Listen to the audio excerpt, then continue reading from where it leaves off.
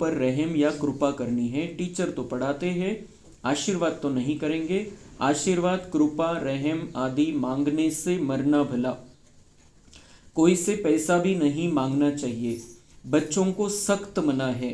बाप कहते हैं ड्रामा अनुसार जिन्होंने कल्प पहले बीज बोया है, वर्षा पाया है, वह आप ही करेंगे।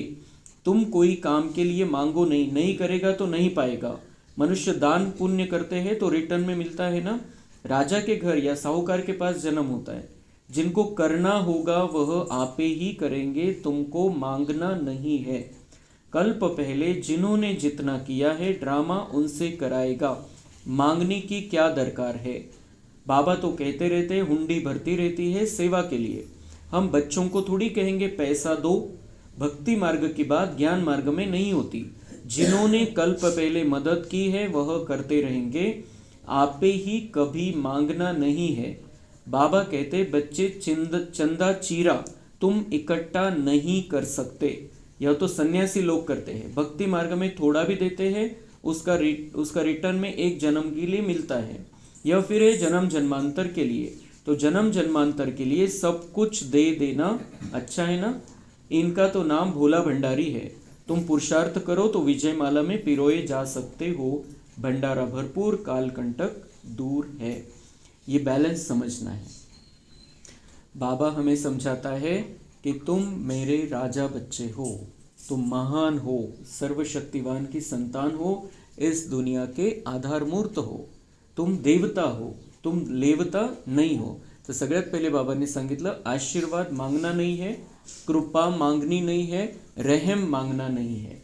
हम दाता के बच्चे हैं, हम देने वाले हैं और हम हक से लेते हैं। हम आशीर्वाद नहीं मांगते। किसी से आशीर्वाद नहीं मांगना है, भगवान से भी आशीर्वाद नहीं मांगना है, बाबा से भी आशीर्वाद नहीं मांगना है। बाबा ये हमें सिखाता है कि तुम मेरे लायक बच्चे हो और अपना हक लो। आशीर्वाद मांगने की जरूरत नहीं, करो और पाओ।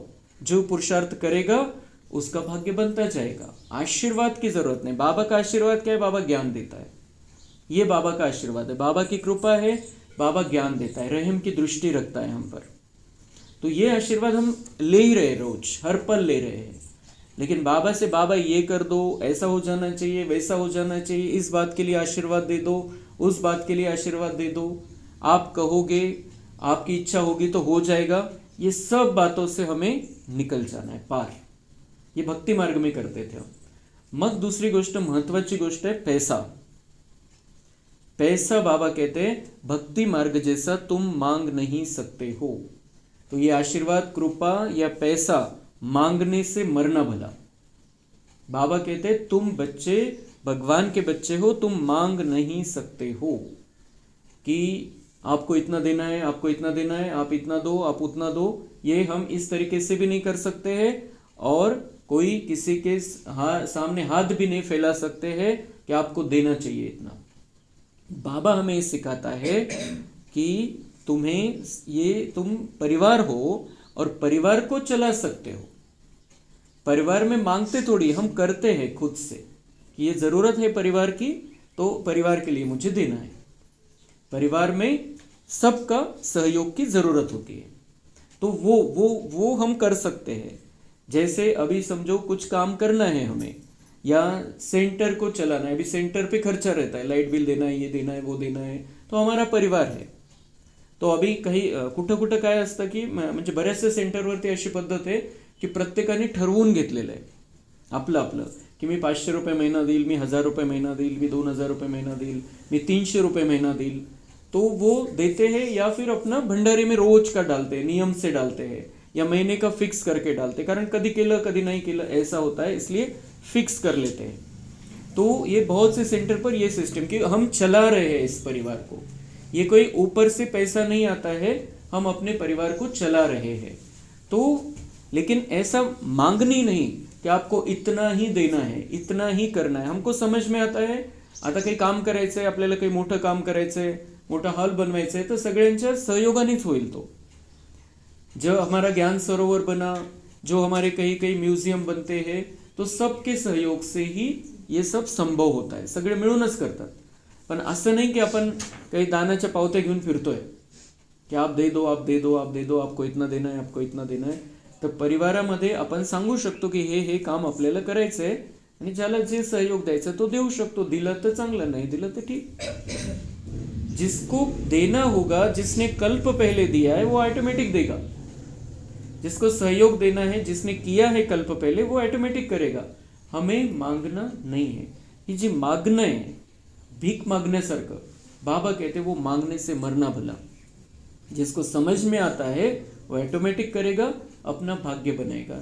जिसने कल्प पहले बीज बोया है, ये हम बीज बोते हैं जिसका रिटर्न हमें नई दुनिया में प्राप्त होता है. वो उसका फल जो है नई दुनिया में मिलता है. बीज हम यहाँ बोते हैं. तर बाबा म्हणता है जिन्होंने बीज बोया है कल्प पहले, वो फिर से बीज बोएंगे.